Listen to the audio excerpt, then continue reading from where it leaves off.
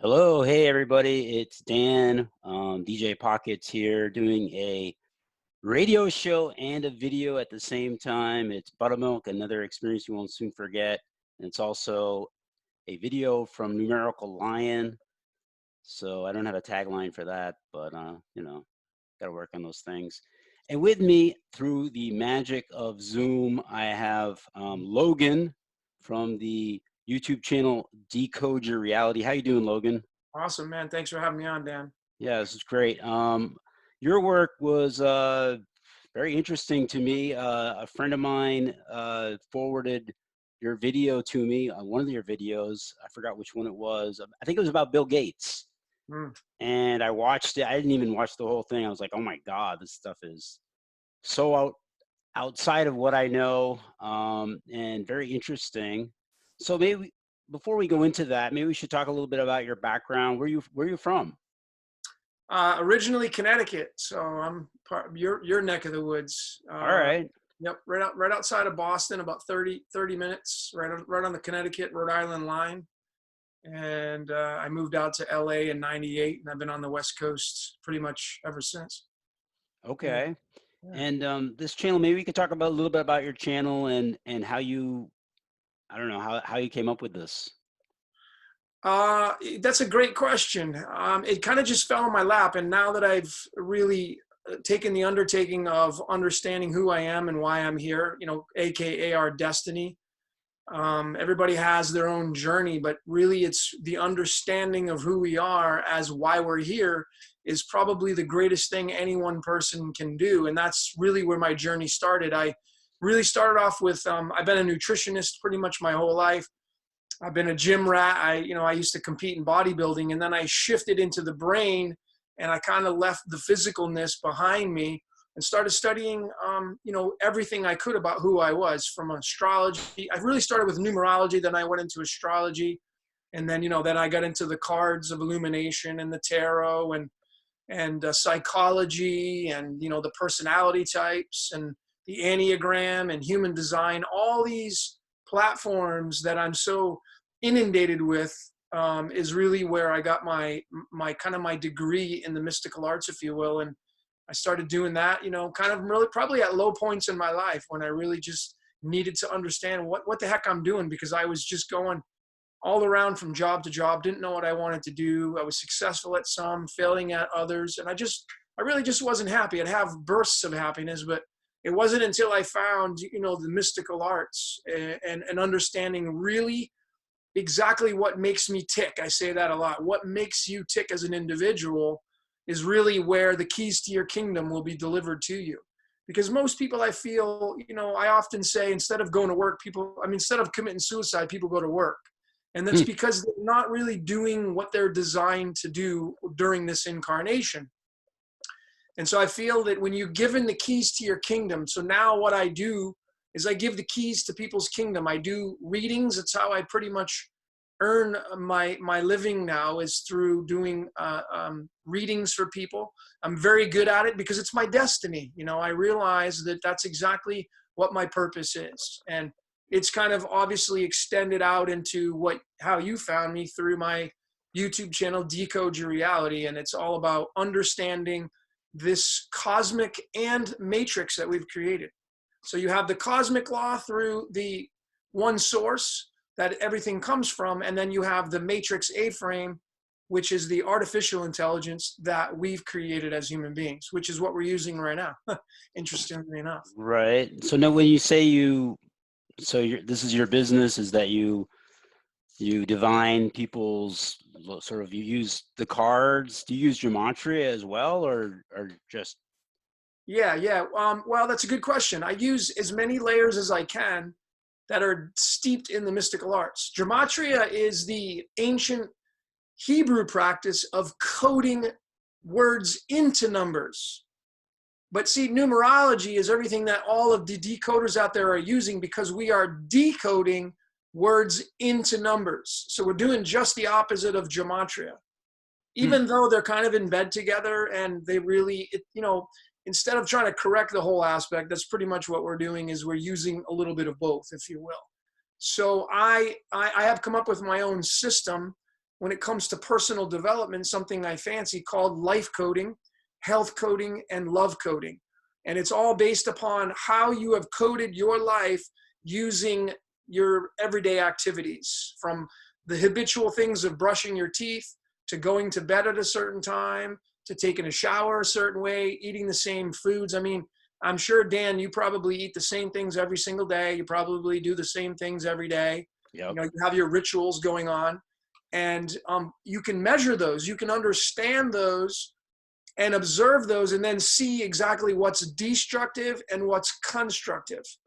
And so there's those angles that I do as well through my system. And my system is, the main one is called life coding, and that's where I really break down exactly who you are and why you're here and what makes you tick. Okay. So Well, you don't leave any stones unturned. I can tell you exactly everything about yourself using, these platforms, the cards and the tarot and numerology and, astrology and your rising signs and everything that goes along with that. But then if you want to extend out into really going into personal development, then we can get into the habitual things that you have. Again, going from, brushing your teeth to, why do I pick the same kind of partners in a love relationship over and over? A lot of people experience that. right. I mean, it goes as simple as brushing your teeth.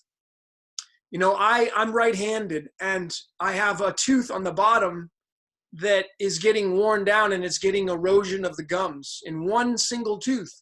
And that's because every time I go to brush my teeth, it goes in this area right here first. And I start to go here first. Right. And so there's been a lot of abrasion there. So this really has nothing to do with the mystical arts, but has everything to do with the destructive things that we do in life. So I realized that, hey, I can't keep doing that because I'm getting gum erosion. So now when I go in my mouth, I go in a different area, primarily on the top, against the tooth, on top of the tooth, instead of down across it. So it's simple little things like that that will obviously deter you from going to the dentist in the future, having to pay a lot of bills with maybe having to go into an orthodontist or a gum disease specialist or what have you. So right. Well, yeah. maybe at this time could share your screen and show people, the tools of your trade or something, shall we say? No problem. Right. So No if problem. I hit this button, what's this button do? You have to go to hold on. Desktop 1. Oh yeah, I'm disabled. Oh, there we go. You're sharing yours. Oh. You have to give me permission to share my screen, because I'm disabled to do that. Let me see. Yeah, that's going to be on your end. Where do I do that? See here. Start share. Desktop 1. And that's me. Oh goodness. Give. I'm gonna.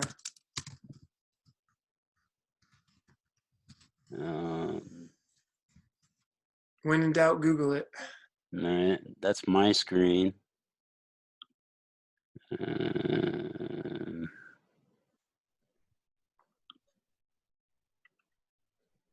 Somebody who's a common phrase in this whole thing, this social distancing or whatever, is like, we're all learning right now. Yeah.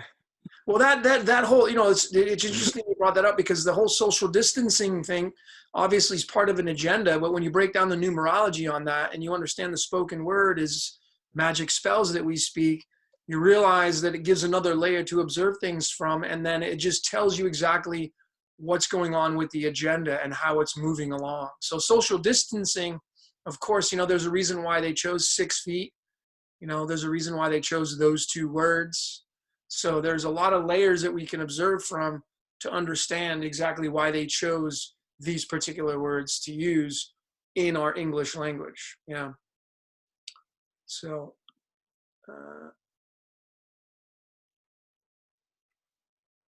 let me see. Can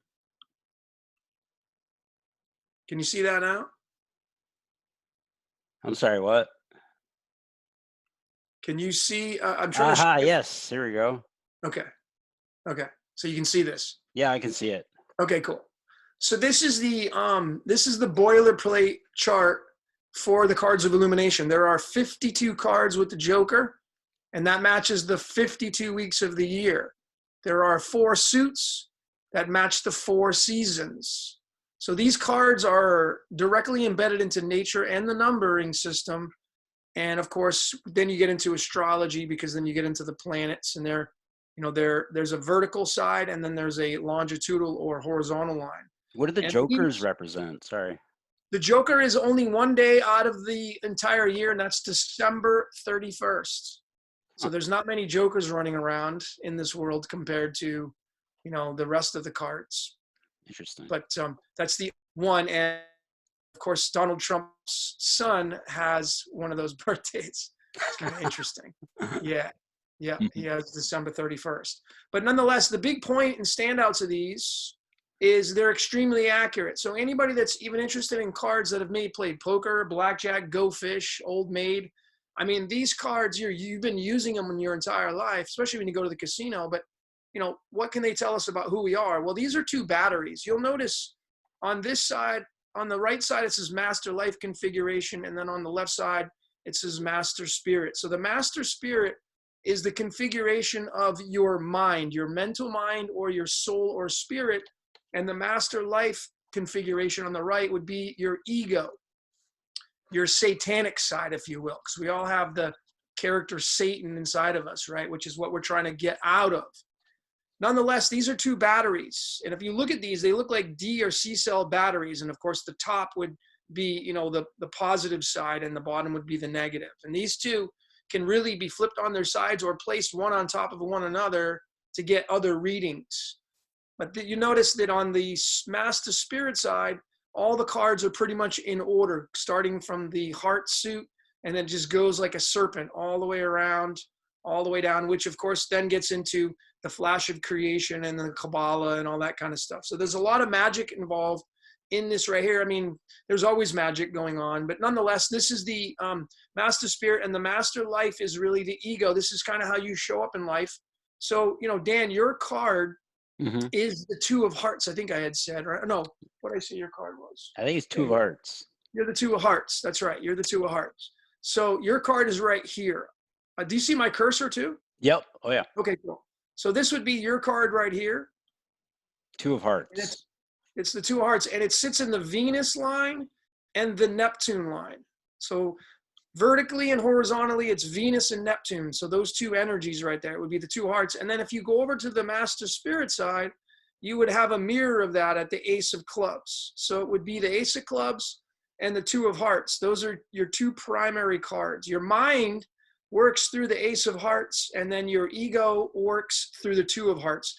Now, the 2 of Hearts, of course, is an interesting card because 2 always represents duality, and of course, the Hearts represents love. And since it actually sits in the sign of Venus and Neptune, it's kind of the higher understanding of love is what you're all about. And 2 always means duality. So it clearly tells me that you need to be working with people as much as possible, because 2 represents duality or dualistic nature. And you need to do something that you love, because that's what the heart suit means. So this is you on Mother Earth, and then this is you in the heavens, so to speak, if you want to look at it that way. So that's the Ace of Clubs? Ace of Clubs, that's right. So what does that mean in the well, spirit? the Ace always means, Ace is the first card in the natural suit, and it goes, Ace through King. So King is the 13th, Ace is the first. Ace is the beginning of all things. And then Clubs means mind. So each of these suits, they mean a different thing. Clubs means mind. And so it tells me loud and clear that you're really in your head a lot. You really probably do a lot of thinking, and you're a real fire starter. You're somebody who has original ideas. You're somebody who is a leader, a trailblazer, kind of doesn't like to be told what to do, likes to really be the controller of your own destiny, that kind of thing. And that's how your mind works. And this is more around mental mastery is kind of what this card is all about. And again, it's an unblemished mind, if you will. It doesn't really have anything standing in its way.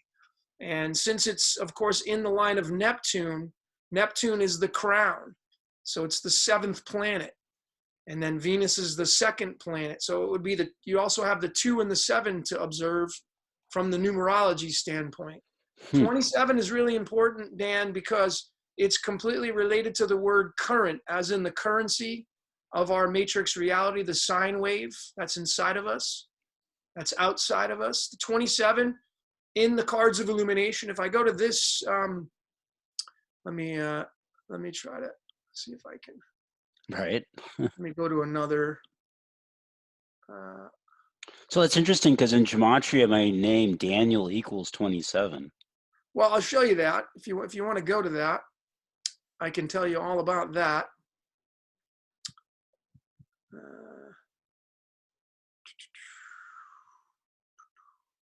Let me see. Where's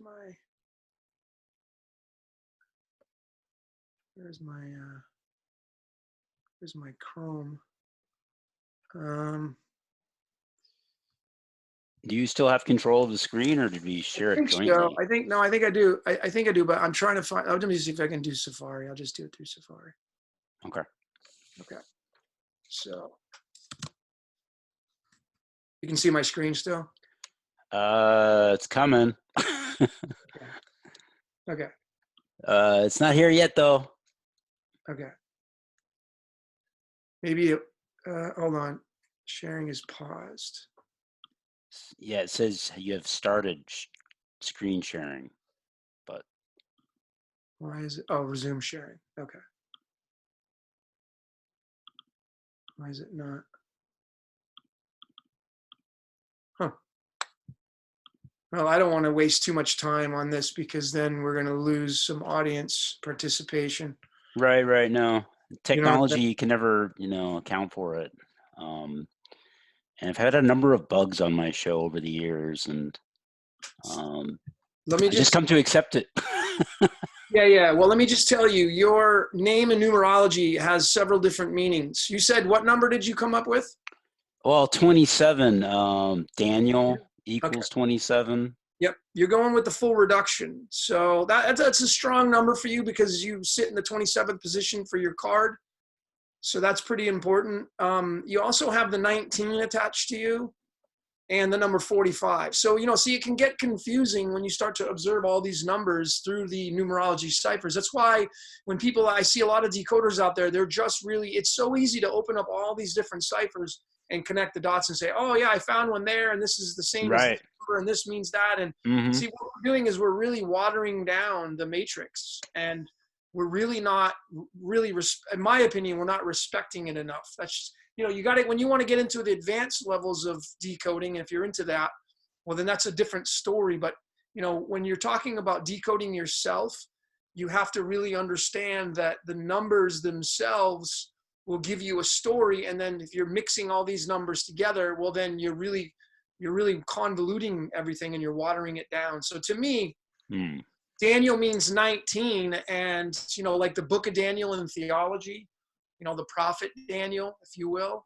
you share that energy right there. Even if you take numerology out of that, the Old Testament talks about the book of Daniel, and that has a lot of energy going to it. So just because you name that as a child, automatically attaches you to that energy. And so if you start to read the book of Daniel and understand what that character was all about, whether or not that Bible is true, the idea of it and the people reading it and the people sitting in front of a sermon and talking about it and praying about it makes it real. I mean, I often say that the reason why the Bible's coming true is because it's a spell book. Everything written down is spells. And when we speak those spells, And that's why they say, hey, Daniel, how do you spell your last name? What's the spelling of your last name? We speak spells through the fifth chakra. If you study the Vedic system. So it's important to understand that. And that's why the Bible is the greatest and biggest spell book ever written, because it's the most popular book ever sold, written, prophesied upon, preyed upon, and so forth. So of course, logic would tell us that's the very reason why it's coming true, is because of this situation that we've really encountered and brought ourselves into. So now all of us are using numerology to break down our names and our our lifestyles, our birthdays. I mean, there's so many different ways that you can really decode yourself. I have a video on my YouTube channel called How to Decode Yourself. Mm-hmm. I would really highly suggest all of your listeners and watchers of this to check out that video.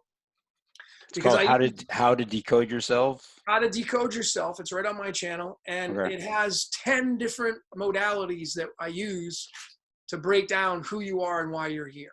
Right. Now on your channel, speaking of all the different ciphers, because there are a lot of different ciphers. I only mainly use the 4 base ciphers, even though I get into some of the other ciphers sometimes. Yep. And it kind of made me wonder too, like which ciphers to use. Zachary K. Hubbard, I'm sure you're familiar with him. He started off using just 2 ciphers, and he figured out a lot with those 2 ciphers. And it's interesting to me that you, as far as I know, only use 2 ciphers as well. You use the English ordinal and the Chaldean. I don't know if I'm saying that right. The Chaldean cipher. Why do you use just those 2 ciphers? Well, I'm trying to establish my main goal is to establish a foundation. Just like a house is built on a foundation and then you build up from there. And, a lot of people are trying to paint the house before the house is even built. And they're using all these crazy ciphers. I'm not a big fan of the reverse ciphers, like the base ciphers that are on dramatrinator.com, Derek's website, when you go on there. Right. If it was me in control of that, I would eliminate those, because, if you want to go ahead and measure the past, the reverse ciphers have some accuracy, but anybody who's coming into the numerology and the mystical arts trying to decode reality, they're using these base ciphers and they're really watering things down, because the obvious outputs, the conclusions that we can come up with, I mean, just your name alone, when I look at the base ciphers, you have a 45, a 27, a 117, and a 36. I mean, that's all over the place. So how are we able to really narrow that down and simplify it? Because, look at people like things simple. The more simpler they are, the better it becomes. The average person in this world has a 7th grade reading level. So when you know that from a basic understanding, it would be well worth your interest to dummy down the content and create your foundation. Like I said, building a house, and use some primary ciphers. So yeah, I'm really become accustomed to the English ordinal, which is the cipher using the numbers 1 through 26, matching the letters A through Z. And then the Chaldean, which is the oldest known numerology cipher on the planet. So it has not only antiquity, but it also has the advantage of using what's called phonetics, which is the vibrational frequencies of the letters. And I had a really good friend of mine, Jason Zuckerman, who's a fellow decoder, another Aquarian. He's a very smart individual. He lined up the Chaldean cipher right next to the Hebrew alphabet, and it's almost identical. So I know that it has a lot of strength and power to it. Chaldean is the most accurate if you're going to decode your name, your first, middle, your last name. That will give you the most accurate results. Titles, cities and states, anything that's like a noun, you definitely want to be using the Chaldean. That's why, I love Zach's work, but he never uses the Chaldean. I don't understand why. I would love to ask him that question.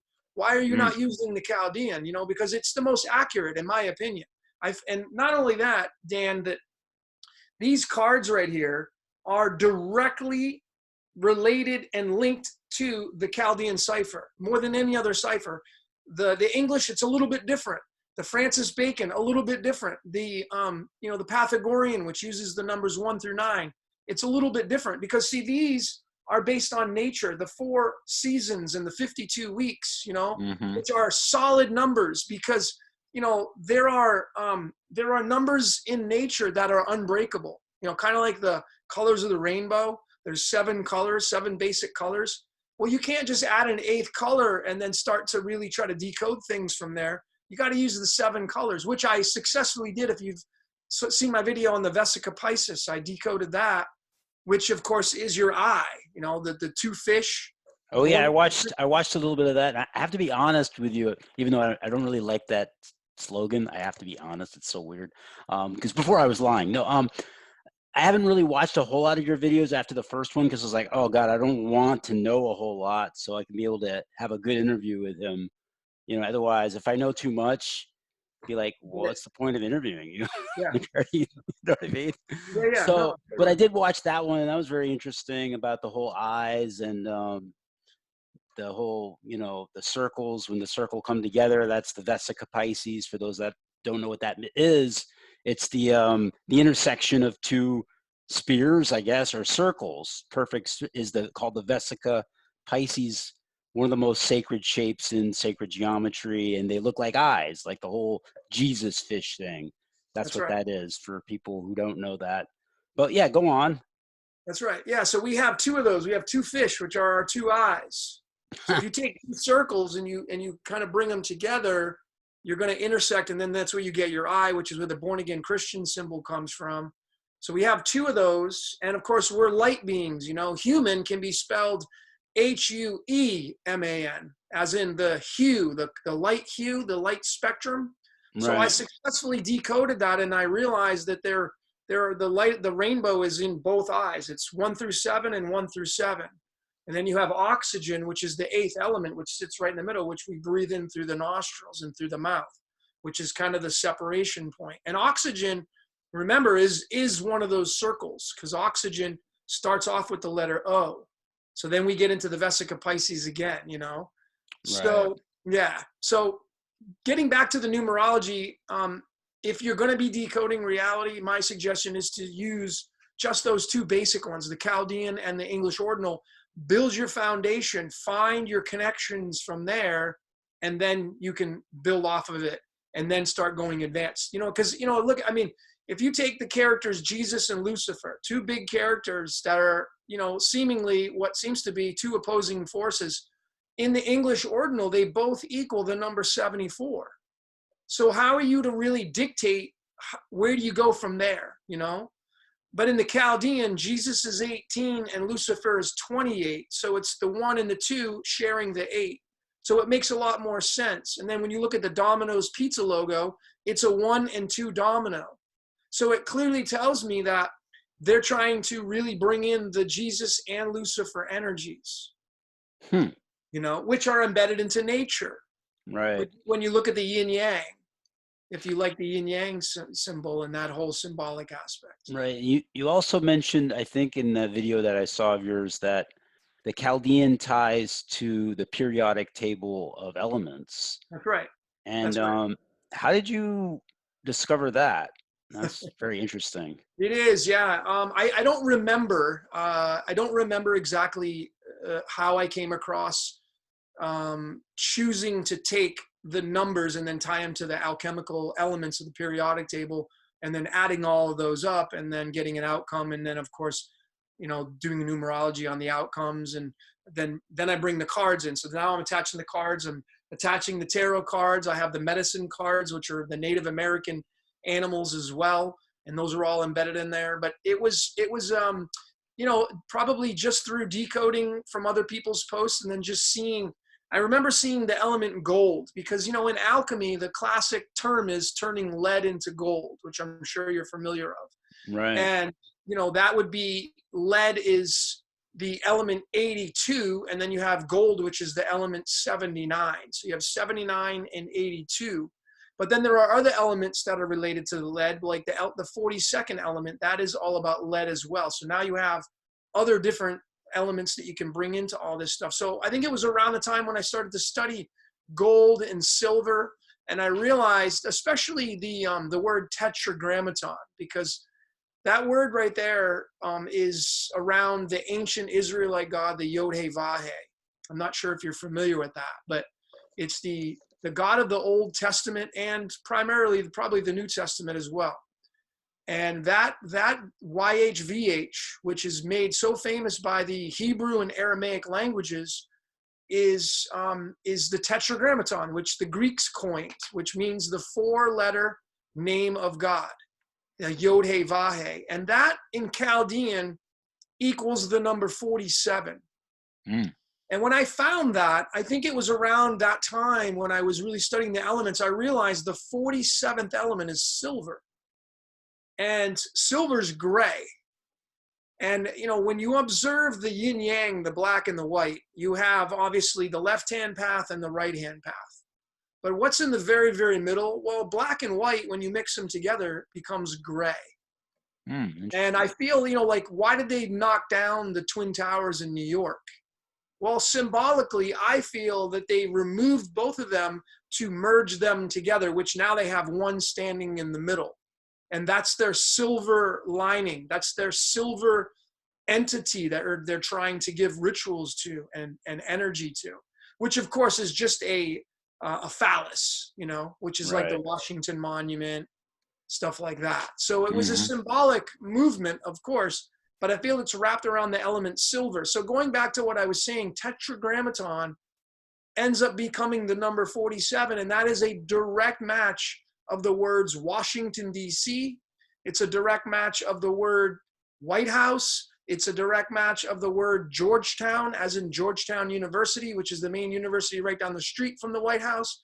So how could it be that these 3 major things in our world that run the governments here in the United States have a direct match to the ancient Israelite god, the Tetragrammaton, which is the 47? It doesn't match up like that using the English. You know, when you use the English, it's a different outcome. Oh, so this was using the Chaldean. Chaldean, yeah, okay. Chaldean. I've found, like I said, successfully that the Chaldean, when you have your outcomes, they're going to be linked up to these cards, and the cards will tell you a story. And then they'll tell you exactly how this matrix reality that we're creating is running. You know, like I decoded, you saw the Bill Gates, and I showed with success his card. He's the 7 of hearts. And what's interesting about the 7 of hearts, which is this card right here, this is Bill Gates's birth card. Well, the guy that shares this is Anthony Fauci. Fauci has the same birth card as Bill Gates. Oh, interesting. And we're talking about COVID-19 here now, right? We're talking about the World Health Organization, which supposedly Bill Gates runs with Anthony Fauci. You know what I mean? Well, what's interesting about that, Dan, is that this card right here, the Ace of Spades, is the birthday card of not only the CDC, but the World Health Organization. And what's interesting about that is that these 2 cards are the mirrors of one another in that chart that I showed you earlier. So it tells me loud and clear exactly who's behind this COVID-19, who's the brains behind it, who's running it. I mean, it's not fooling anybody anymore. So these cards in numerology, when you really start to observe them and put them all together, because that's what we're doing, using the alchemical elements, you know, Bill Gates, his full name in numerology, in Chaldean now, by the way, is the 56. Okay? Oh, really? Wow, 56. It's 56. Now, when you go to the elements of the periodic table, the 56th element is barium. And the atomic weight of barium, the most abundant, because there's several, is 137. Now, 137 is the 33rd prime number. Right. And that's one of their codes, is 33. Yeah. Now, I've often say in my videos that it is not man that's running this entire process. It's just too complex. Because like the things I'm showing on my Decode Your Reality channel links all of these modalities together, including the elements of the periodic table. And it would just be too in depth for these people to sit down and choose, like, hey, let's choose COVID-19. Why do they choose that? You know, what would be the point of choosing COVID and then the number 19? Why not COVID-18? Why not COVID-20? There's a very specific reason why they chose that. But then when you bring in the people that are behind it, that have created it, you understand and realize that it is energies outside of our physical reality that is controlling these people, because there's no other way to explain it. You know, Zach did a great job of showing people that sports and news is all rigged. But what he hasn't told you is that it's not man doing this. He thinks it's all scripted and rigged. I'm not sure if he says now that it's something outside of man that's running our reality, but there's no other logical conclusion somebody can come to.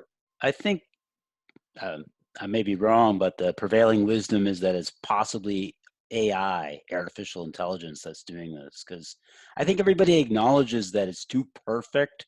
Like when things line up so perfectly, it's like, how can they do this? Like, this is insane how perfect these numbers, like you talk about that number 56, you know, coronavirus equals 56, you know, that movie, what was it, Elvis Presley was on TV in 1956 getting a smallpox shot, you know, and toilet paper equals 56 and mind control equals 56, and supposedly, you know, event 201 to the first patient who got sick in China was 56 days. And so, yeah, I don't know what. So are you saying then that this is just organic? Because that's a big argument in the, you know, gematria community of, you know, whether this is actually just an organic thing that just happens. Like, because I do numbers with myself and my friends and people I know. Like I had a friend of mine got cancer on the 44th day of the, was told she had cancer on the 44th day, and in gematria cancer is 44. I'm like, wow. Like, and a bunch of other numbers lined up for her to have cancer. You know, like, Yeah. I don't think she's being controlled, but I don't even know people anymore. Like, do you even know Right. people?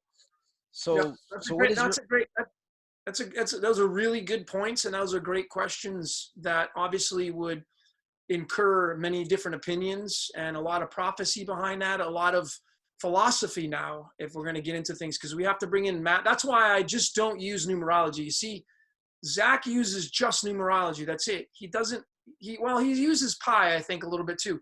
But see, you can't just rely on numerology, because I just showed you your name has so many different meanings, and I'm just going off 4 base ciphers. We can bring in so many different others. right? And now you have such a broad stroke meaning of your name with numbers. It's like, well, where do I start? Where do I begin?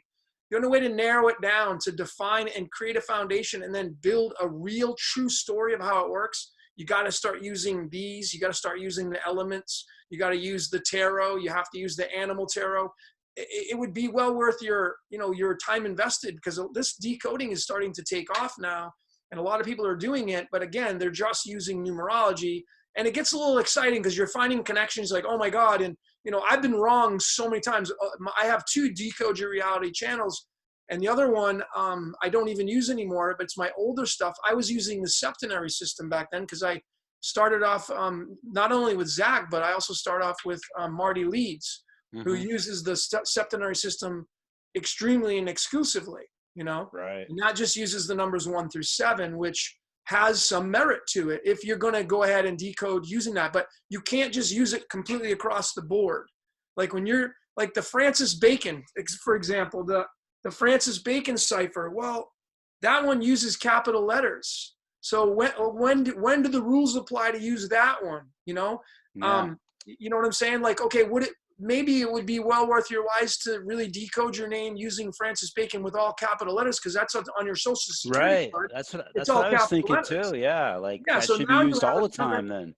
yeah, now you have another layer to observe from. You can, but see, then when you get into the numbers, well, how do you decode your numbers? Because you can decode your social security number, and you have your 3 numbers, your 2 numbers, and your 4 numbers. Right.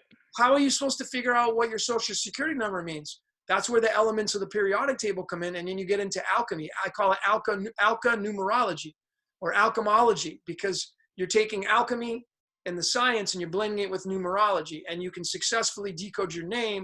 If you go to my, how to decode yourself, I show people how to take their name individually by each letter and tie it to an element on the periodic table, and then add up, get a collection of all those, and then add it up, and you'll get a total. I'll give you a prime example. And why I say, and getting back to your question, because I'm getting ahead of myself, people say that it's AI building this. I don't understand how anybody can come up with that conclusion, because you see, man is writing the literature. Man is creating the news. Man is making these movies, not AI. It's coming from our mind, our creativeness. So the only other logical explanation when you look at it from that perspective is that man is being used to create exactly what we see in this matrix reality. Used by who or what? Energies outside of us. Mm. You know, we're being used, possessed. Right. I know that may be something difficult for people that are listening to wrap their mind around, like, I'm not possessed. Well, you know, how are you to prove that? You know, the voice in your head that never shuts up, the one that's talking right now in your head, Dan, you know, how are we to prove that you're in control of that?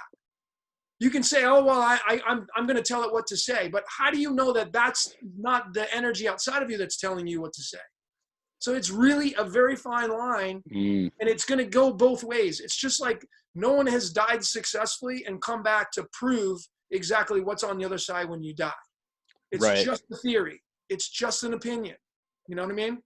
So Yeah. it can go both ways.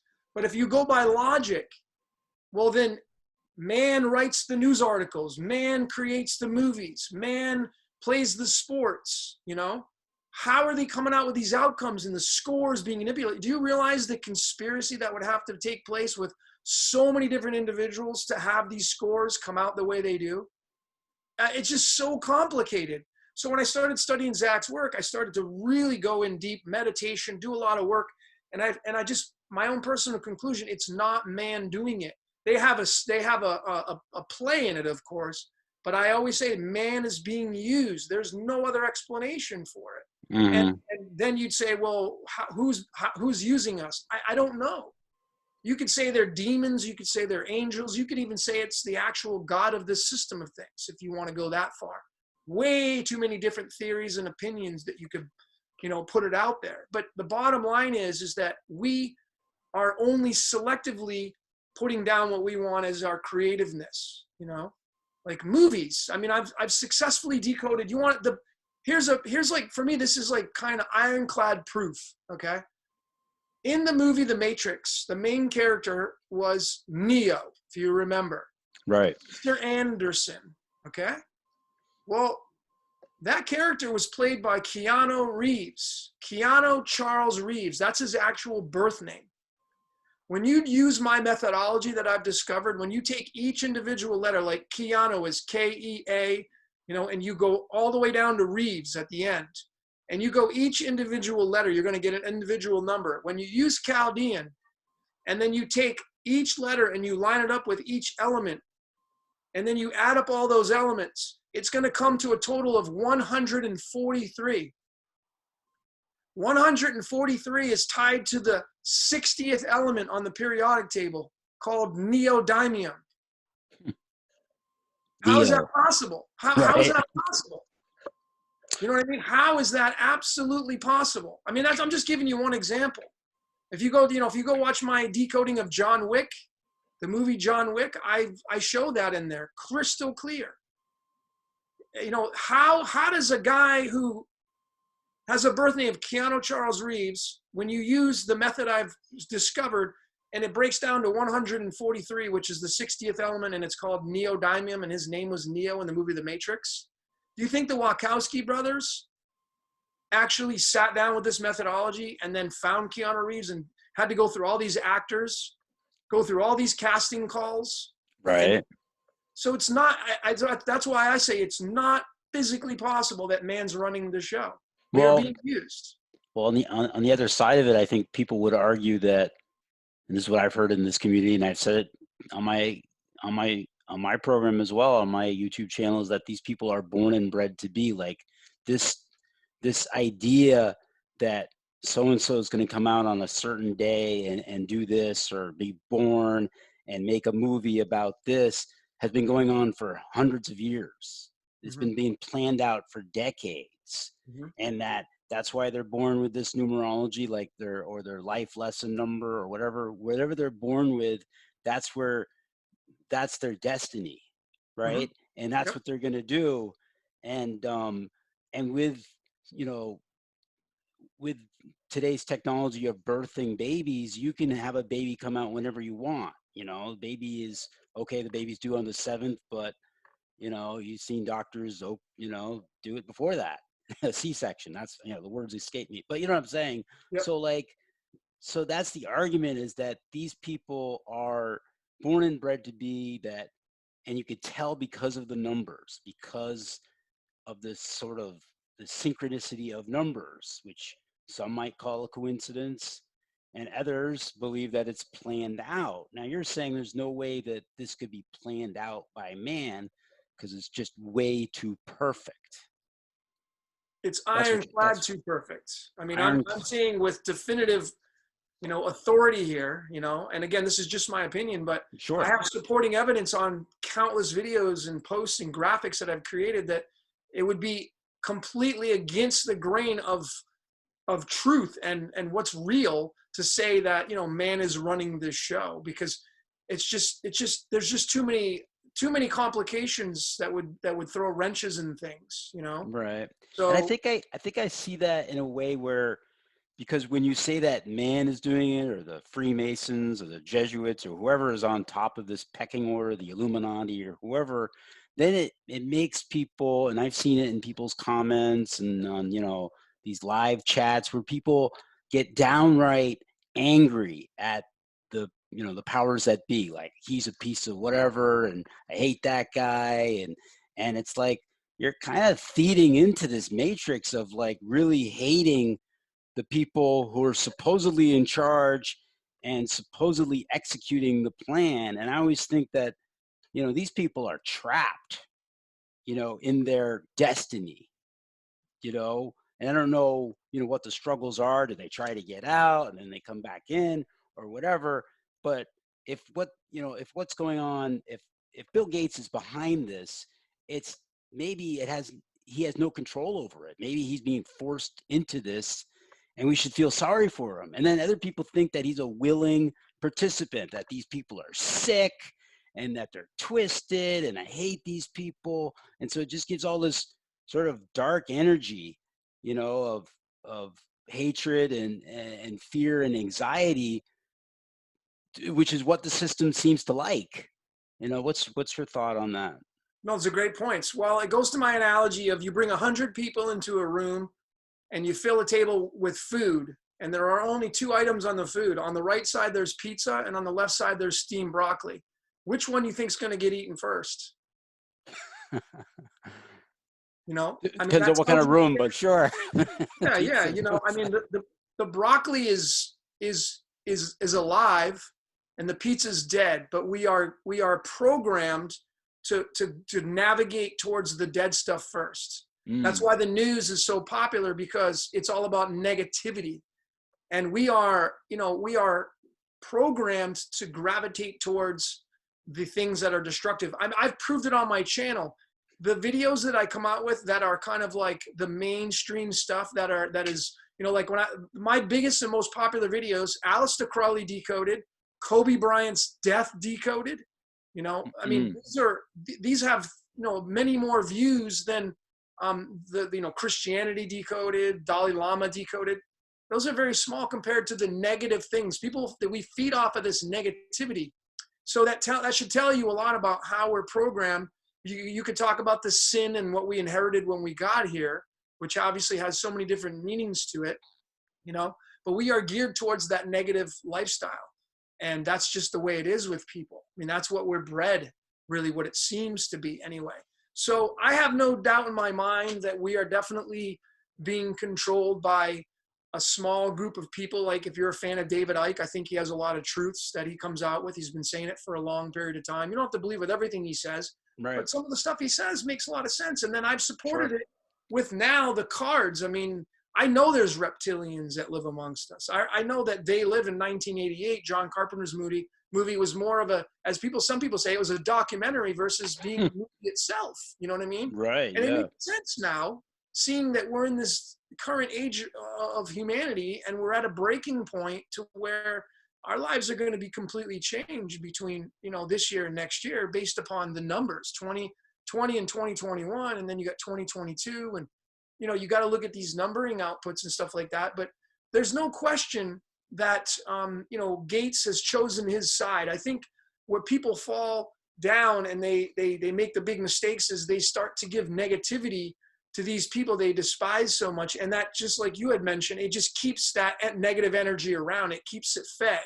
It keeps it alive. So every time you put out something on social media and it's negative, like, I put out Bill Gates's video, but when you watch that, I say in that video, you can't hate the dude. He's just doing his job.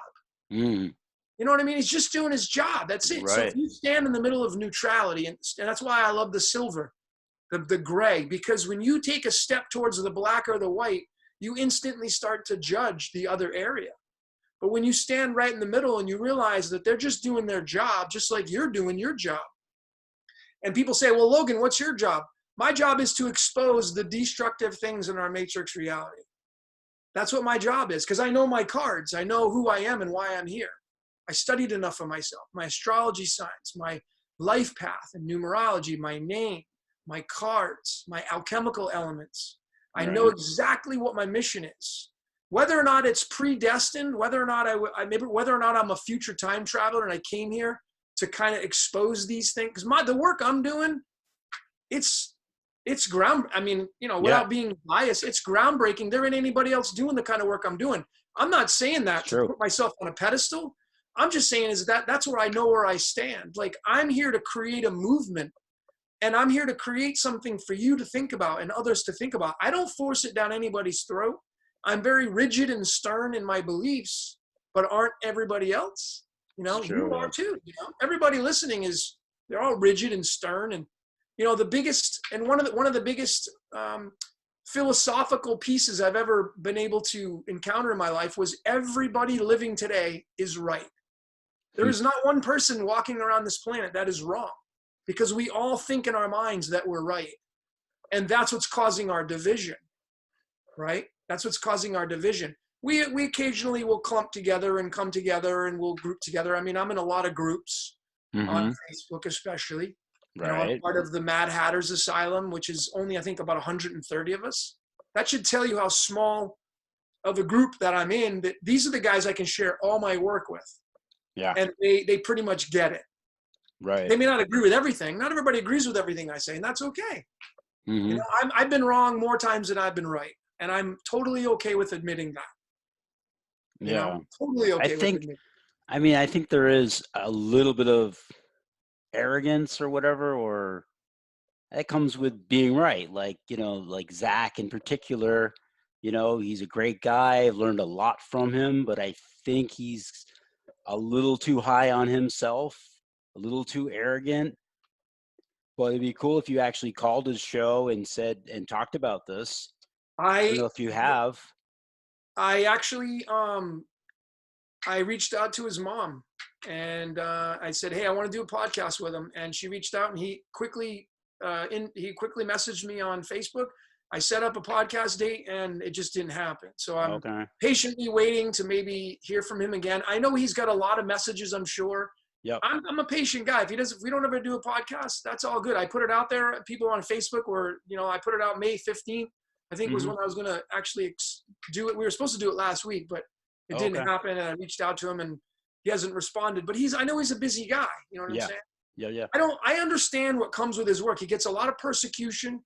He gets a lot of people telling him that he's crazy and he's nuts and he doesn't know what he's talking about and he's an idiot. And so, of course, he's going to probably use a little bit of his Mars energy, as I like to call it. He's going to say, hey, who the hell are you to tell me? You're an idiot. You know what I mean? I don't go that route. I stand in the neutrality way. I realize, again, everybody's right. And I try to be more of a neutral person. And I try to accept everybody's opinions without having to, give my Mars energy and say, you know what, you're an asshole and you're wrong. And I don't give a shit what you think. And I try not to be that person. Occasionally it comes out. I really, now, I don't know about you, but when I get on social media, I really have to stop myself from engaging in posts because I find myself wanting to, get in there and start typing things. I've even erased some stuff. I've put my mind out there and I'm like, no, I'm not going to put it out there because I know that it's just going to encourage people to, go and start to say what they want to say. And then it's just going to cause negativity. Oh yeah. I learned, but sometimes you get caught up in the moment and you're like, you just want to reply. And then, And I'm like, you know what? This does no good. Me Yep. replying is not going to convince you of anything. You know, it'd be great if we could get together and actually talk about this. I mean, I have a best friend who's trolling me. I have a brother who's trolling me, you know, just like, and it's this weird sort of attack mode thing. And with the best friend, it's really strange because he used to have a show on a local radio station, not this radio station, but a commercial radio station, where I came on and talked about conspiracies, talked about geometry on his show before, talked about all kinds of stuff on his show before. And yet he's given me like a lot of grief over the stuff I've posted about, you know, empty hospitals and, you know, this and that, and, you know, pandemic, that kind of stuff. And it's just like, okay, you know, this is another litmus test. Like, you look around and, you know, maybe the first one for me was 9/11. Like, oh, what do you think about 9/11? You know, we got to get those terrorists. I'm like, oh, okay, I know where you're at. And now it's see people with masks and, you know, people freaking out and, you know, afraid to you know, to be less than 6 feet away from you. And, you know, I don't know.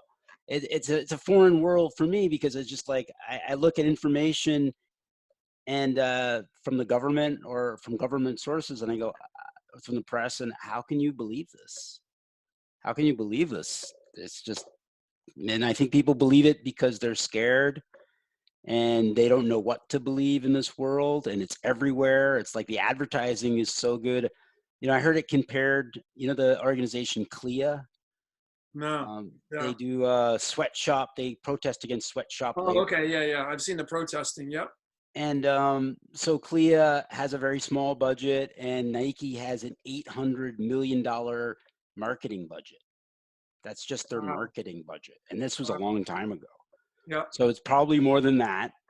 And so, you know, it's like, well, you could say something as a protester to their tactics, but, you know, it's kind of like a little drop in the bucket. And all they have to do is put an ad out, and it's going to reach millions of people and keep hammering the same ad over and over again so that people are bound to believe it, if not, you know, on a conscious level, but an unconscious level. Mm-hmm. So it's you know, there's just a massive information, and people, you know, who question my information, it's like, you know, I always turn it around on them. Well, where do you get your information from? I mean, you're questioning me, and I'm not saying I have impeccable sources, but where are Right. you getting your information from? It just seems like you're saying, to go to your point, just everybody thinks they're right. And it's like, how can you get anywhere with that? All the while they're trying to prove you wrong. Yeah, true. And what satisfaction do you get? Like, I proved him wrong. Yep. Makes me feel good to prove him wrong. Yep. But Yep. That's the anyway, negativity in us, though. You know, yeah, that's the totally. negativity in us. So if you can, if you know, one of the biggest things that anybody listening and watching this podcast should be taking into consideration is, how do you stand in neutrality to all things? Because if you start to Right. move towards one of the sides, if you start to defend your position, well, then you start to kind of take away your offense, the energy of your offense. And the last time I checked, if you're playing any kind of sports, it's what the offense is, what puts points on the board, not the defense. So you want to be good on your offense, and don't worry about your defense. Defense is so easy to, and that's what most people are really giving their energy to now, is the defense. They put something out and they have a whole bunch of persecution coming their way. Well, hey, don't put your information out there if you don't want to entertain the persecution. You don't want to entertain any resistance, then don't bother posting anything on social media. You know, Mm. it's really a fine line. You know, I think that going back to your question of this matrix being scripted, and you know, I really, I'm leaning more towards predestination, and all of us playing a role, because that's why the cards, when you study your cards, they're accurate. You know, I could give you your two cards, which I will. I'm going to send them to you. I bet they're going to be 80 to 90% accurate. How's that possible? How is your birthday related to your cards is over 80 to 90% accurate? Then you get into your personality types and psychology. How are you to narrow that down and to be as accurate as that? Well, that's the undertaking people should do, because when you understand who you are, there's no reason to defend anything at that point. Mm. You know, you just throw out your offense, put out your post, put out what you feel is right. Because, you know, like there's a lot of cops coming out now. I've seen some really nice posts and they're coming out and saying, hey, you know what? I'm not okay with all this stuff going on. I took an oath to the Constitution and I'm not okay with what the bosses are telling us to do. And it may mean they get their jobs taken from them. That means they have no paycheck coming in. You know, I don't know if you watched the protests in Sacramento, but, you know, there was thousands of people, it seemed, there. And then there was just a line of black suits in front of the Capitol building that wouldn't allow them to go further. There was only a few of those guys, yet there was thousands of other protesters, and there was nothing going on but just yelling and screaming.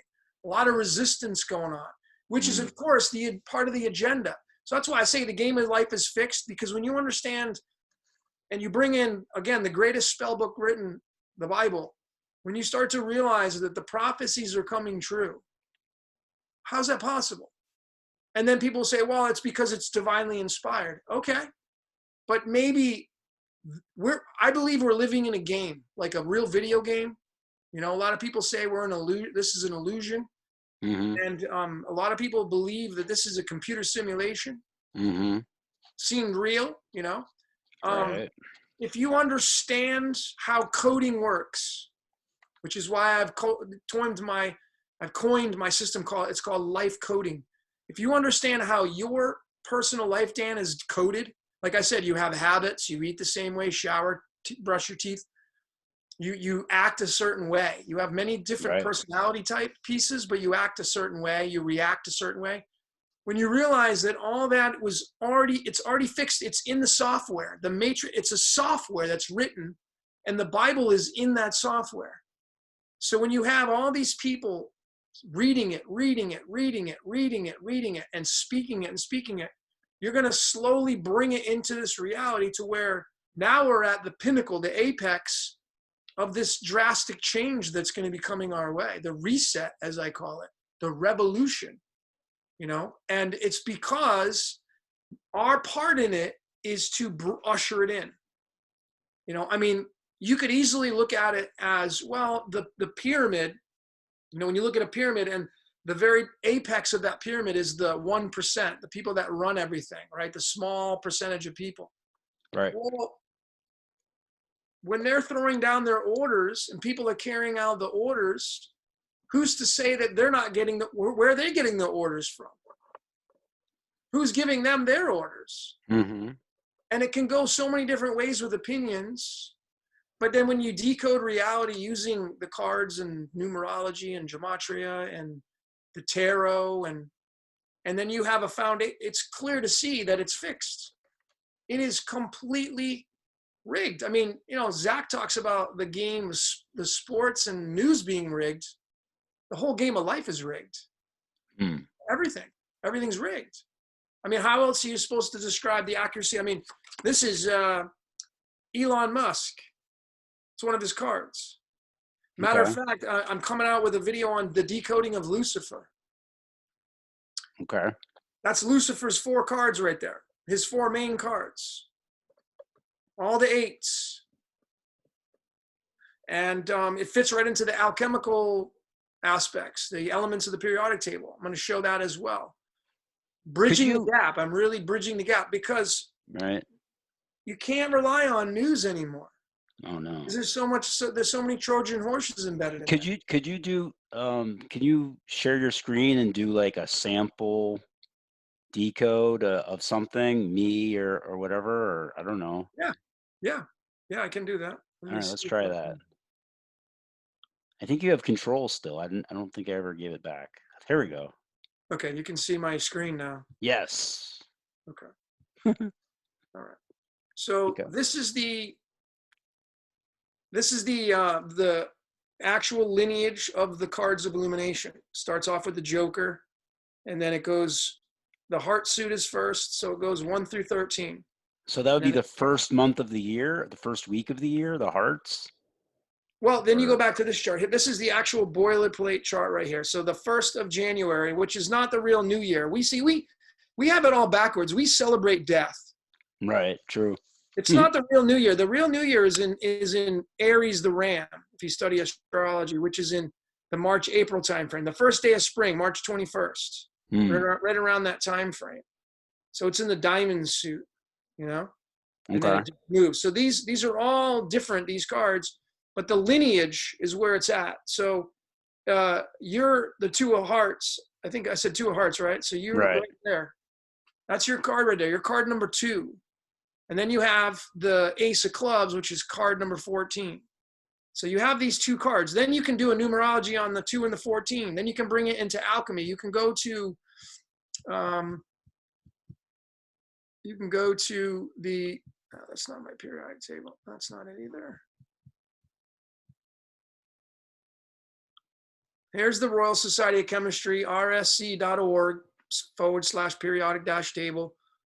So you can go to your birthday. You said you're born on the 29th. So right then and there, I'm going to go right to the copper element, and I'm going to decode from that. So you open it up, and what you want to do is you want to start off with the origin of the name. Comes from the word Coper, C-O-P-E-R, and then it turns into the Latin. So you can decode this. Your screen's not showing. Oh, it's not? No. Darn. Okay.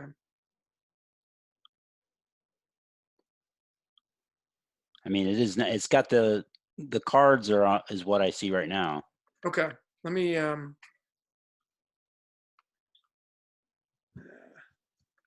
a learning process. Yeah. Which one do you see? You see the grid, or do you see the I see the 0, the Joker, and all the cards and all the numbers. Oh, okay. You see this one right here. Yes. Okay. Yep. Do you see the tarot now? No. Okay. I'm gonna do this. Oh, I see. I have to pick one. Okay. Pick a screen. Yeah, I have to pick a screen. All right. So let me go to. Here we go. Okay. Here we go. Okay. Perfect. All right. So what you're going to want to do if you're going to want to decode your name, your birthday, there's a lot of them, is you want to start off like you're in the 29th. Okay. Yeah. So you go right to the 29th element, which is copper. Okay. And then you would click on that. And then there's some clues in here. So you have the origin of the name, which is really big. You can start decoding these through numerology. Then you can go down to the oxidation states and isotopes. This will give you all the weights. Many of these elements have more than one. So you have 2 different weights that are in question. And then these are the abundances. The most abundant weight of copper is 62.930. You can even add those up. You can add up 62 plus 930, and that'll give you another layer to observe from. Okay. So what does the natural abundance mean? Well, that just means it's the most abundant. That means it's the most predominant weight of copper or atomic mass. Okay. When you log on, you're going to have over here is the average of copper. Okay. So, all right. So what's really interesting about this here is you have that, and then you can also go to the 14th element, silicon, and you can find the number 29 in here, which is right there. So you have your birthday has the element silicon and the element copper. Now you would say, well, what does that mean? You know, well, you got to start decoding these words, but more importantly, what you want to do is you want to start to, let me show you the, I'm going to show you the John Wick, because that one is a really important one. Let me just break down. I'm going to show you a screenshot of the John Wick. Oh, your decode of the movie John Wick? Yes. Why is this? Okay. The blending of energies together, and that. Okay. Process is how to decode yourself. It's never ending. I've been doing it for over a decade, and I continually keep finding tools or books to the author's rendition. Excuse me, of how to decode. That's probably the first video you've got. How do we bring alchemy? Alchemy is just, the definition is the blending of energies together, and that's really what we're doing as a whole. This entire presentation is nothing other than turning lead into gold. That's what you want to do. Okay. You still see my screen, yeah? No, I just see you now. Okay. Let me try to. Here we go. Okay.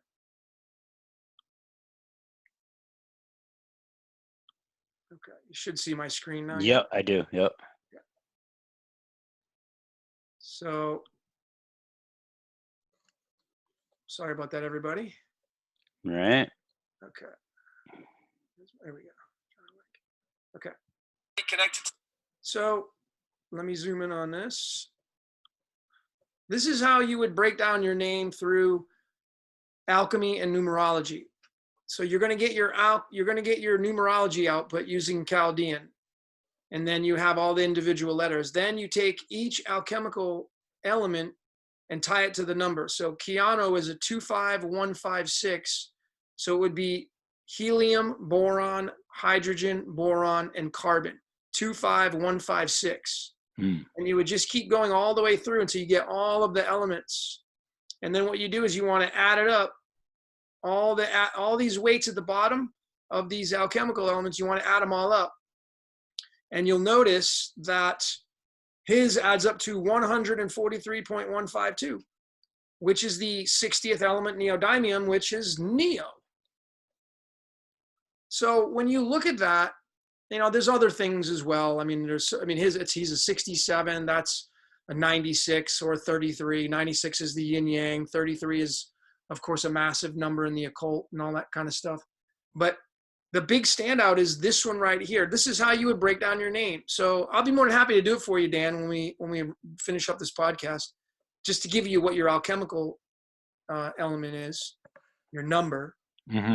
But this explains why I feel the game of life is fixed. It's rigged, because I tell you right now, the Wachowski brothers did not, like I said, go through all the casting calls of picking the main character of the movie and then sitting down and doing this type of work to figure out and come up with, oh, well, he's neodymium. And then understandingly so, know that the 60th element is magnetic, because the Great Pyramid of Giza is 29 degrees north and 31 degrees east, and 29 plus 31 is 60.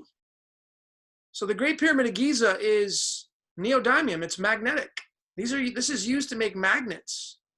Oh, interesting. So, yeah, very interesting. This is just one example. I have so many different other examples, but this is a really good one because it clearly shows why he was picked for the movie The Matrix. And again, that's why I say, man, there's no way man could be doing this, because they're not sitting down doing this kind of stuff, this methodology. It's too much work. Think about what would have to go into picking this guy and choosing the name. And right. But you're doing it. I'm doing it, exactly, but I'm the only one doing it. There's no one that I've found, and I've looked, that is doing this kind of work. I'm the only one. So I've either discovered something that they're using, or I've discovered it before they even knew it existed. I picked the latter. I feel like I've discovered it before they ever knew it existed. And that's because of all the things that I've found other than just this, with all the other videos that I've done.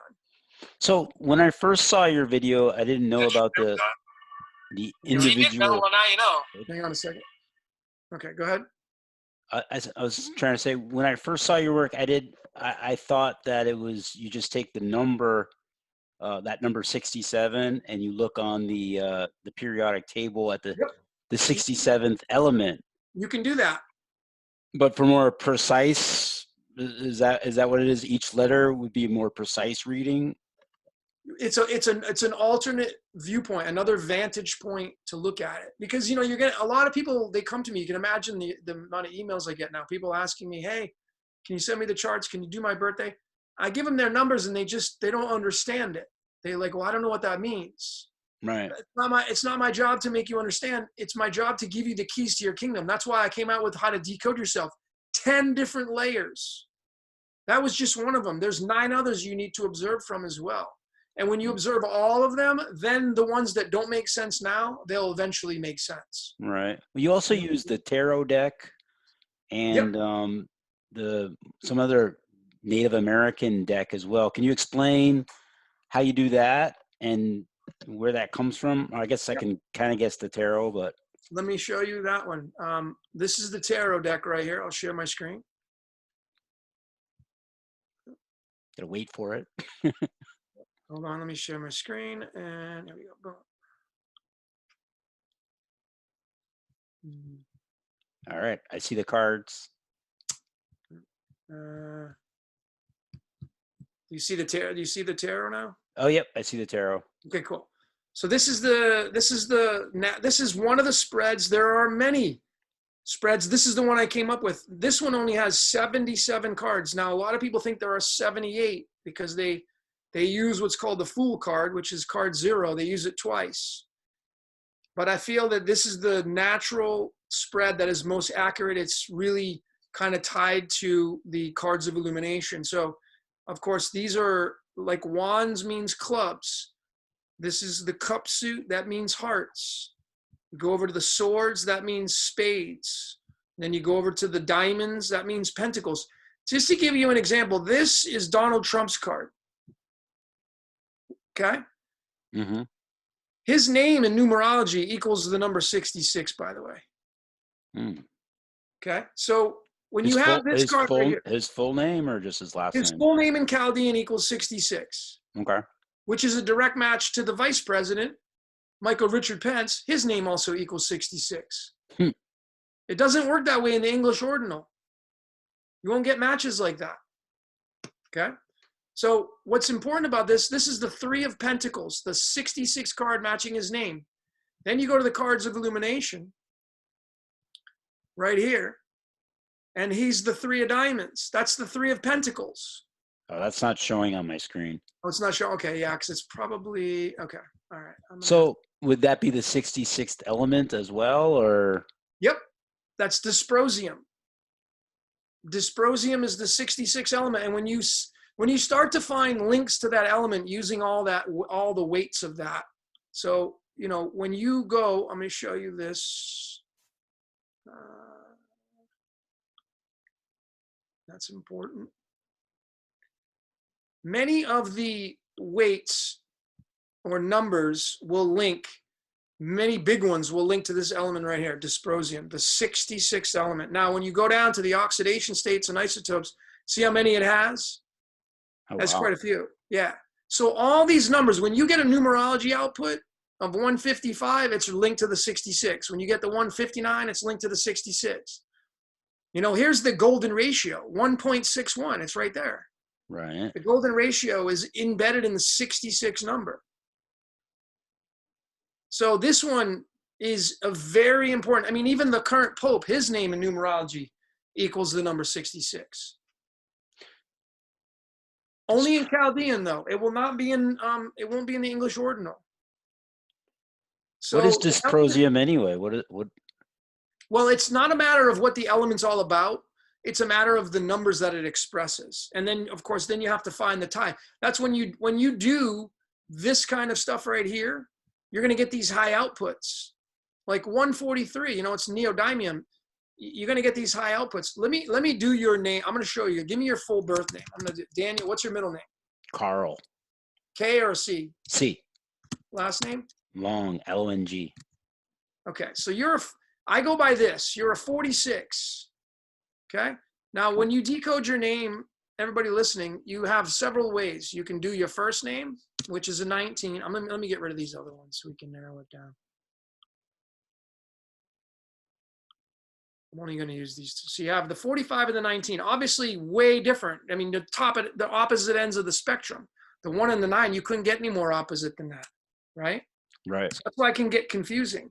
You share the 1 and 1 here with your full name. A lot of people are like, oh, see, they're all, it's all the same. It's not. People want to reduce down. Being a numerologist and understanding how the numbers work, I feel that you do not want to reduce down. I mean, it will ultimately lead to a single digit, but you want to keep the number as its real expression, which it would be in this case a 46. So you then would read from the 4 and 6. Well, what does the 4 and 6 mean? You know, 4 means mason or builder, the 4 squares, the four sides of a square, and 6 is the master number. God finished his great work in the 6th day. We have 64 codons in our DNA, which is the mirror of the 46. So that should start to build a story around who you are as a person. And then you have your last name separately because you weren't given that name by your parents. Your parents named you Daniel Carl. You inherited the long last name, and that goes back probably thousands of years. So you can separate that from your first and middle name, and you can get another reading. So, you know, what's interesting about your name, it's gold in the English, and then it's the 28, which is related to Lucifer and Pluto. Now, obviously, people will get all frightened. They're like, oh my God, Lucifer. Okay. Yeah, but Lucifer has dualistic natures as well. He's the light bringer. He's the guy who gives you information. He's the one who said, you positively will not die to Eve, right? He's giving information. What do you think the apple symbol is? It's got a bite of the apple. That means information. So it clearly tells me, just from this right here, Daniel Carl means a guy who is here to give you information. Isn't that kind of what you do? I know, yeah, pretty much. Yeah. So you see, that's how important it is. So let me add up your name. I can do it off the cuff. Daniel, I'll tell you what you are through Alchemy. I can't do all the graphics on it, but let me add you up and tell you. I have a stage name too, Lefkowitz. Okay, I can do that too. Yeah.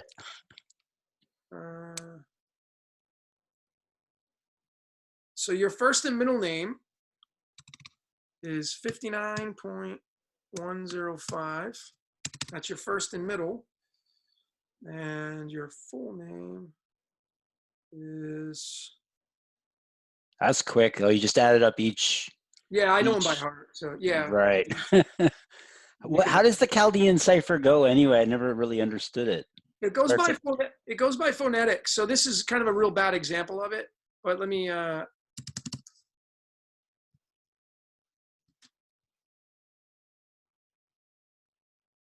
It goes by this. So that's what it kind of would look like right there. So they're all obviously all... Oh, I see. Kind of like Pythagorean. Well, Pythagorean uses the numbers 1 through 9, so it's a little bit different. This is only uses the numbers 1 through 8. So okay. You know, the reason why, the story behind that is they felt that the number 9 was holy. They didn't use it. Now, I don't know if that's true, but I do know that Chaldean is the most accurate. I'll put it up against anybody's with accuracy. And like I said, this is embedded into the cards. So you can only use, with this right here, all you can really do is use numerology on there. I can use the cards, I can use alchemy, I can use the tarot. You can't really use that with the English. You can, but it's a little bit more complicated because of all the hiring numbers. You go up to 26. At 178 is interesting because some cipher gematria equals 178. Okay. Or Kabbalah does. Yeah.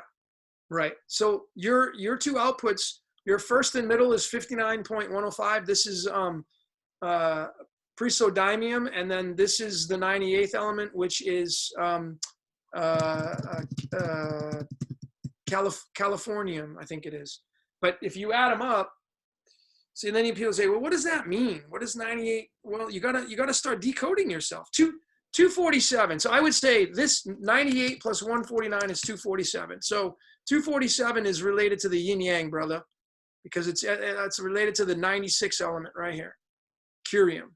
So right there, 247. So your full name, when you add up 98 plus 149, you're going to get 247. So there are many ways you can observe it. You can observe it the 98, you can observe it 98 and 149, or you can add it up and observe the 247. Now, the way I did with Keanu Reeves, he was 143. If you go and add up his 143 plus, I forgot what the other 3 digits were, you'll get another outcome to look at and observe from.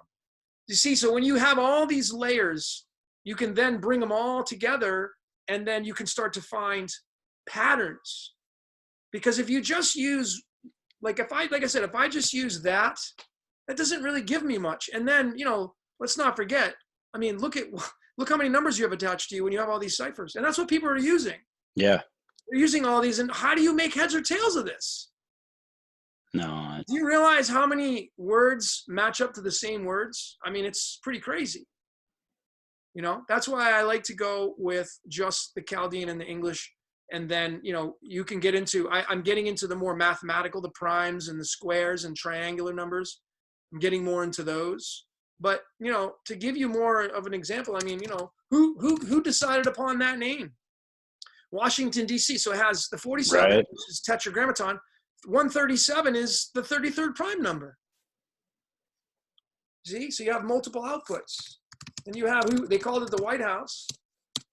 Well, that's another 47. And then you have Georgetown, the university where they go to school out over there. Well, that's another 47. So you see the pattern? It's not the pattern in this one. It's the pattern in this one.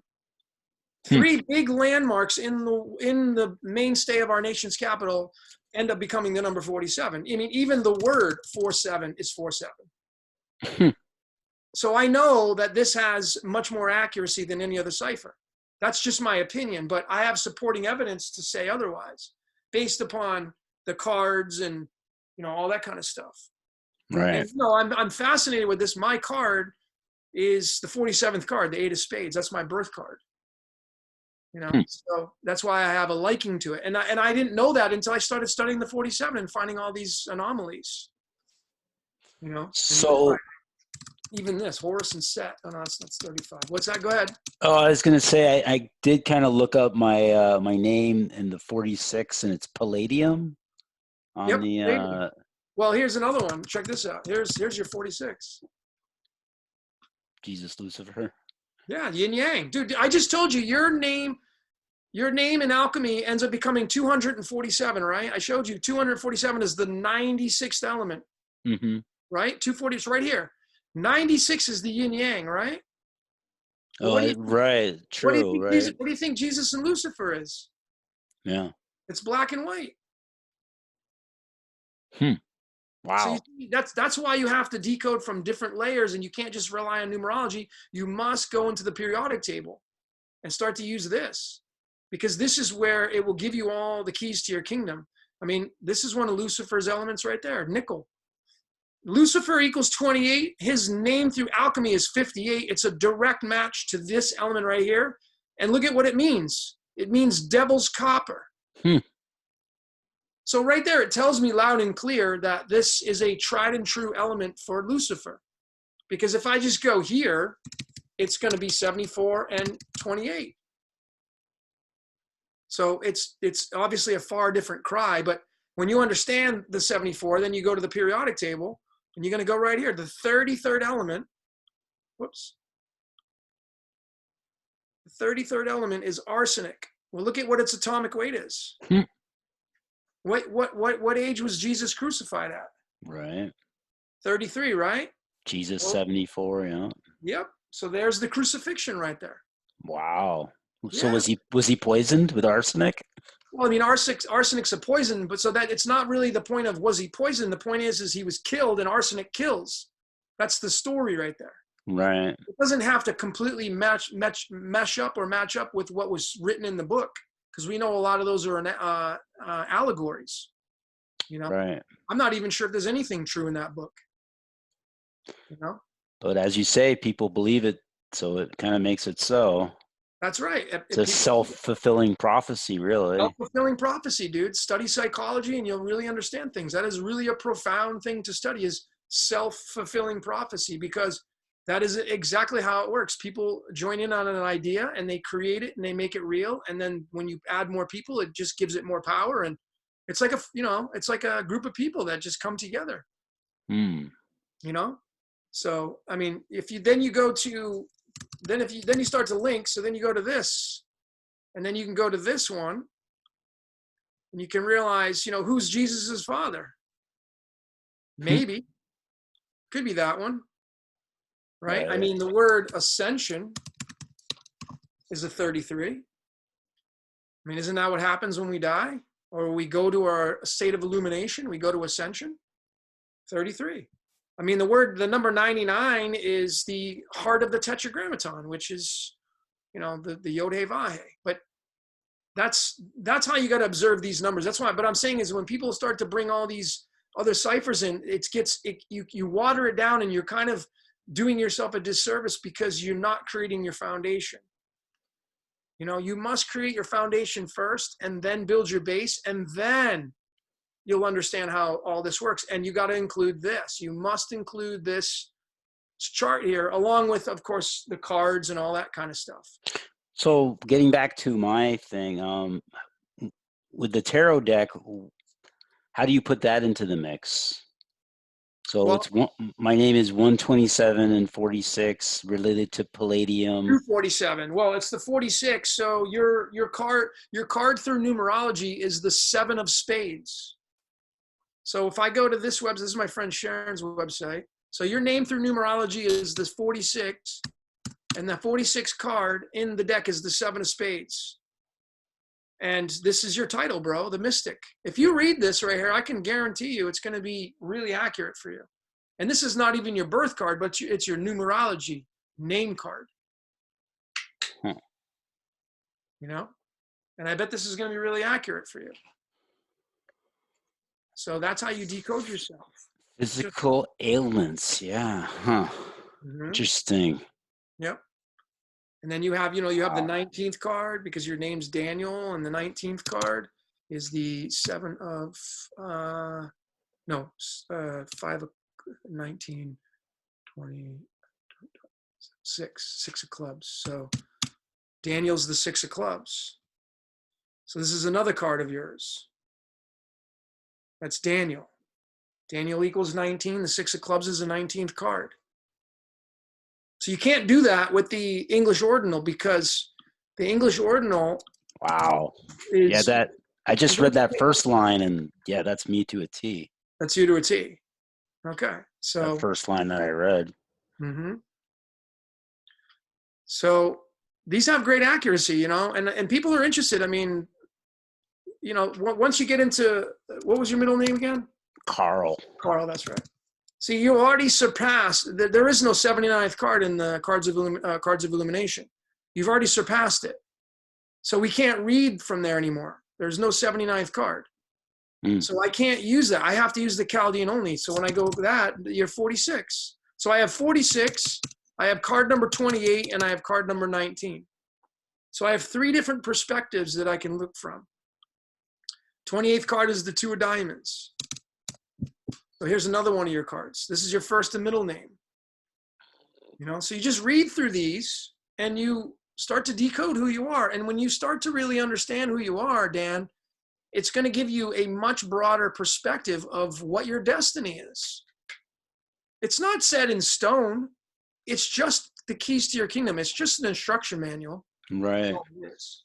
I mean, think about it. When you buy a new cell phone, there's an instruction manual in the box. When you buy a new TV, there's an instruction manual in the box. But when we're born, there's no set of instructions. Our parents. Right. Nobody reads those either. Not at all. Not at all.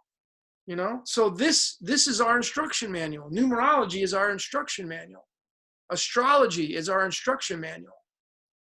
Human design and personality. Do you know what your personality type is? You ever do your personality type? I don't remember. 16 types? Okay, you should probably do that. There's this one right here called Jovian. This one's called Human Design. This is another one that I use. I do readings and I give people all this stuff when I do my readings, but this is based off of the I Ching, the 64 numbers of the I Ching. And every one of you listening will have one of these charts, and there's going to be numbers in here, and you can read off those, and you get a free chart. You just type in your birthday right from this right here. But this is another one, So I use all of these layers to, even I can tell you, I'll go on screen, the Mayan one. Here's your Mayan sign. 29. Let's do your Mayan. 29. December? Is it December? Yeah, December, yeah. What year? 69. See, and then you can even decode that. What's the 69? That's yin yang. Right. So you're very balanced. I mean, yin yang means balanced. So you're a wind. You're a galactic tone 10, and your Trikona sign is the cane. So you can start to read about this. This is another layer you can observe from. This is Mayan now, So look at all this stuff. I mean, you have all this stuff you can read from that it is another layer. It's like peeling back the onion. But people don't do this. That's why when people get into relationships, they get frustrated. They don't know their partners. Well, that's because you don't study your partner. You got to study your partner to understand, because when they show up a certain way, how can you get mad at them for it? Like when you show up a certain way, being this wind, when you're able to give your partner like, hey, this is me right here, take it or leave it, how can you argue against that when this is something that rings true for you? You know what I mean? I mean, it's different to be an asshole. I mean, that's a different story if you're going to be an asshole, but when you show up a certain way, when you're a certain way of being, and you behave a certain way that's in line with your astrology, numerology, your cards and all that stuff, how can somebody get mad at you for that? It's just the same thing as, Bill Gates and the Clintons and all these people. I mean, do you know how many people cannot wait for Hillary Clinton to be jailed? Yeah. And when that happens, they're going to cheer and they're going to just be so excited. I know. You know what I mean? And it's because they have a lot of hatred for the lady. Yeah. It makes me think of Trump too. Yeah. Like there's so many people who hate Trump. And it's like, not that I like Trump, but it's just like, well, that's just all that's doing is bringing you down. You're going to hate this guy. You don't even know this guy. It's like people who hate sports, like hate this team and hate this team and hate this player. And why do they hate them? Because they beat their team. And it's just like, really? That's why you hate them? And why do you hate this politician? Because she's being portrayed in the media this way, or he or whoever. And it's like, wow. And all this hate is obviously feeding the system too. Just like, oh, you hate them. Oh, great. That's exactly what they want. Exactly. You to hate Hillary and you to hate Trump. And either way, you're screwed because you hate both of them.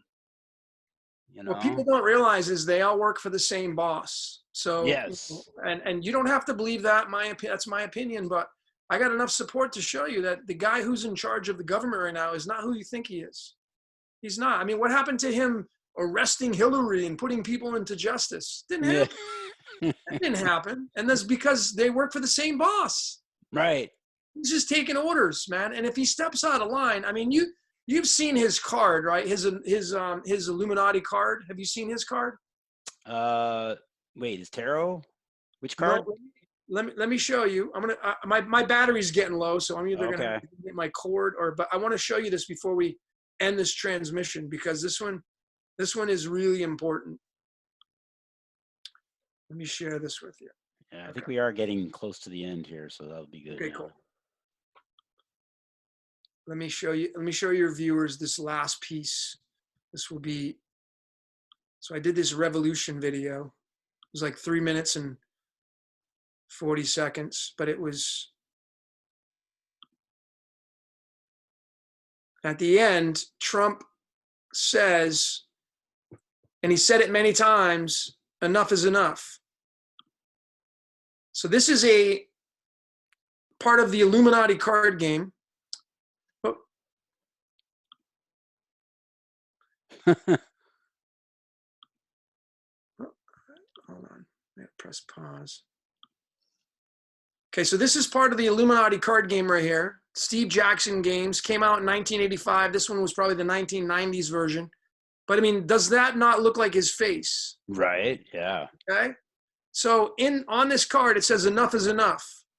That's the title of it. Well, enough is enough equals 66. That matches his name, Donald John Trump. Okay. You won't find that in English, my friends. Okay. So on this card, it says over here, at any time, at any place, whoa, shucks. At any time, at any place, our snipers can drop you. Have a nice day. Okay, that equals the number 182, and that's important because it's tied to the element tungsten, the 74th element. That's why they love to use the 74 as well. It's the mirror of the 47. I showed you what the 47 was. That's right. Tetragrammaton, Washington, D.C., White House. Well, tungsten, if you study that element, it means illumination because they made filaments for light bulbs with tungsten. And light bulbs are all about illumination. So that's tied to that right there. And that, look at what that equals. So what does that tell you? It means the Illuminati are, and that's the Illuminati card game. Illumination, Illuminati. This is what they wrote on the card. I didn't write it. 51 letters, 15 words. That's 66 as well, matching the enough is enough as Donald John Trump. The abbreviation for tungsten is the letter W. That's the 23rd letter in the alphabet. The word crown is what runs this ship, which is the tungsten, which is illumination, the Illuminati.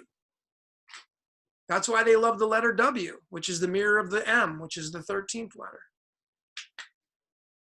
So Mm-hmm. this is just another prime example of the accuracy of the Chaldean tied together with the elements of the periodic table. You won't find this in the English like this. It's not going to come up like this. That's why I encourage everybody watching this to use the Chaldean and the English together and create their base foundation. Get rid of those reverse and satanic and Kabbalah and all the other crazy ones out there. I don't even know where these origins of these ciphers came from. I mean, Chaldean's been around since ancient Babylonian times. It has antiquity to it. So, you know. Right. What about the Hebrew cipher? I mean, isn't that the Hebrew's oldest? amazing. I love the Hebrew. I use the Hebrew and the Greek a lot. No. Yep. The Greek is not accurate. On Derek's website, he uses a different formation. I have to do all mine by hand. But the Hebrew and the Greek are great. If you're going to decode the Bible, well, the good stuff is, you know, basically in the Hebrew and the Greek. Right. A lot of great stuff. I think Zach or others would argue that the English language is based on the Hebrew. Well, it's all connected. Yeah, it's all connected. It's all connected. My work, I mean, I have, you know, my notebook. I mean, I got, you know, this is mostly all Greek and Hebrew because this is the breakdown of the Old and New Testament, you know, but it all leads to the same thing. I mean, if you want to really, I have a video on the decoding of the beast, the 666. I mean, that one's one of my better ones too, as far as views are concerned. I have a lot of views on that one. But, so you say you've been doing this for 10 years. Is that what you said? Yeah. Wow. Not this system though. I mean, I started off a basic decoder, you know, a lot of reading, understanding numerology and astrology, studying the mystical arts. And, you know, right around 2013 is when I started doing the numerology like Zach does. Mm-hmm. Yep. So, but yeah, I've been doing the mystical arts for about 10 years now. Right. What about astrology? I mean, astrology, do you put astrology in this as well, or? Well, it's kind of a little bit more challenging because astrology uses the planets and the energy of those planets and, of course, the positions and all that stuff. So it doesn't really go in line with numerology per se. It's more based upon, when I do my readings for people, I use astrology a lot because that'll tell you really a good definitive of who you are and why you're here. Right. For sure. Something about this, though, I think in the beginning we were talking about making things simple because the average person has a 7th grade. Is that what you said? A 7th grade education? Reading level. Reading level. So like you throwing in the periodic table and these cards, I think the average person just be like, what? You're absolutely right. Yep. That's why I try to make it simple though. If you go on, the more videos I do, the better I'm getting at this, the more I'm simplifying it for people. But I try to throw in, here's my methods of decoding, and then it's just putting a puzzle together is what it is. So you don't have to have any kind of reading level to understand how the system works. You just need to put the puzzle together. Right. Which is why I offer all my charts to everybody. I mean, if you inbox me on my email, I'll send you all my graphics because it's, strength in numbers. I'm just one guy. Yeah, definitely. You know what I'm saying? So. Yeah. Well, I think we can close. Yeah, I'm gonna have to end anyway. I'm on 2% on my laptop. So I forgot to plug myself in. So. Right.